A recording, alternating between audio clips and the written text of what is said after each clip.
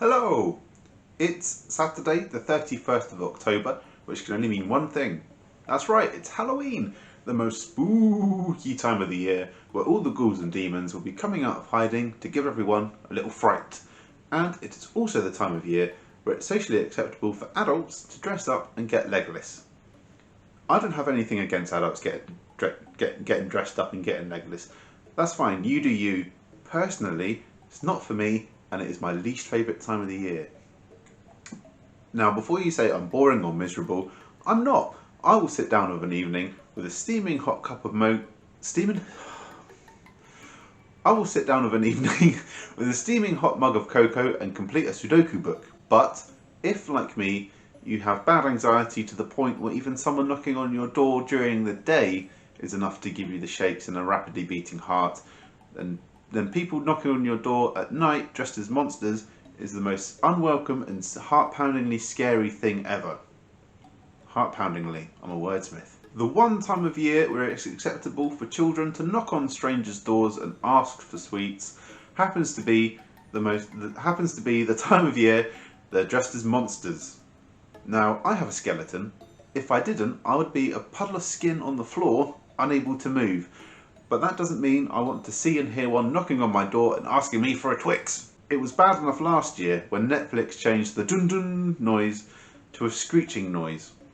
Now, I don't like being spooked. If I want to be spooked, I'll initiate the spooking myself. I don't appreciate a third-party spooking. Halloween has always been a bad time of the year for me, purely because of my anxiety. So much so that on previous years, I've actually hidden in my own home watching telly with my headphones on. Now, I watch telly with my headphones on Halloween purely because I don't want to hear people knocking on my door, and partly because I don't want anybody to think I'm in and they can hear the telly. It sounds so bad. That might sound extreme, but just remember, I don't answer phone calls from numbers I don't know. I will let it ring off and then I'll Google the number afterwards.